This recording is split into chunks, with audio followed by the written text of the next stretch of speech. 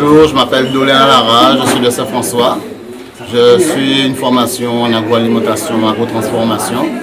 J'ai été contacté par Pôle emploi pour une réunion, pour une offre de formation. J'ai été dans une réunion à la Rotonde. Et puis ça m'a intéressé vu que je pratique les métiers de bouche depuis longtemps, tout ce qui est cuisine et pâtisserie. Donc ça collait un peu à mon profil. Donc 25 personnes seront prises à la CI, là où on se trouve en ce moment. Et donc après ça, pour une durée de 1 an ou 2 ans, voir. Et moi, mon projet, c'est d'avoir mon propre restaurant à moi. Voilà. On a eu une remise à niveau de 6 mois, là on est en apprentissage en atelier. Nous sommes en train de faire des jus de fruits locaux, des jus de fruits d'ananas, melon, pastèque. Et là aujourd'hui nous sommes en train de faire de la confiture de pastèque. Par la suite j'espère faire ma propre entreprise de fruits locaux, de jus de fruits locaux, de confiture locaux. Et j'espère que tout va bien se passer.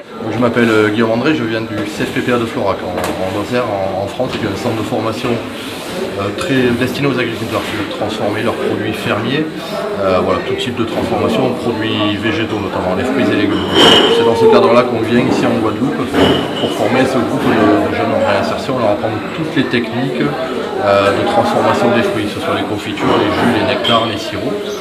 Et donc on va leur apporter tout ce qui est des aspects théoriques sur la réglementation, bien sûr, les règles d'hygiène, qui est le BABA quand on fait la transformation, et toutes les techniques après de transformation pour à la fois garder le maximum du goût des fruits que l'on va transformer, et à la fois être sûr que le produit soit bon et commercialisable derrière, qu'il puisse se conserver dans de bonnes conditions.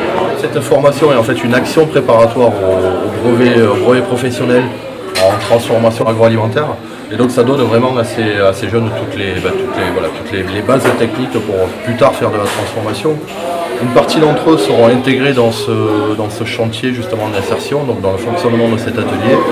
Et puis pour les autres, ça peut être aussi un pied à l'étrier pour pourquoi pas monter leur propre unité, ou en tout cas intégrer des usines, des unités de production et pour rentrer comme employés dans des unités de production, puisqu'ils auront déjà toutes les bases, à la fois réglementaires et hygiéniques et techniques pour pouvoir éventuellement être employés dans ce type d'unité.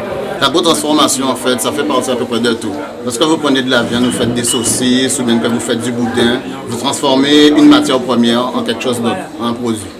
Donc c'est ça l'agro-transformation, donc ça touche à la viande, les légumes, les fruits.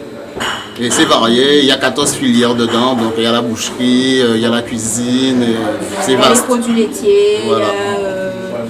Il y a les produits pour faire de la glace, il y a la transformation des légumes, la transformation des fruits, la transformation de la viande, il y a les yaourts aussi, les yogurts, parce qu'il faut passer du lait, le yaourt, donc il faut transformer tout ça.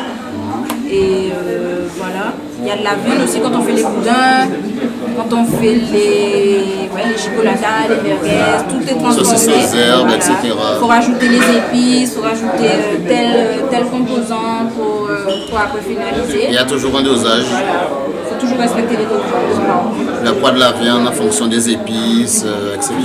Pareil pour la confiture. Combien de grammes d'épices, combien de grammes de pain, Exact.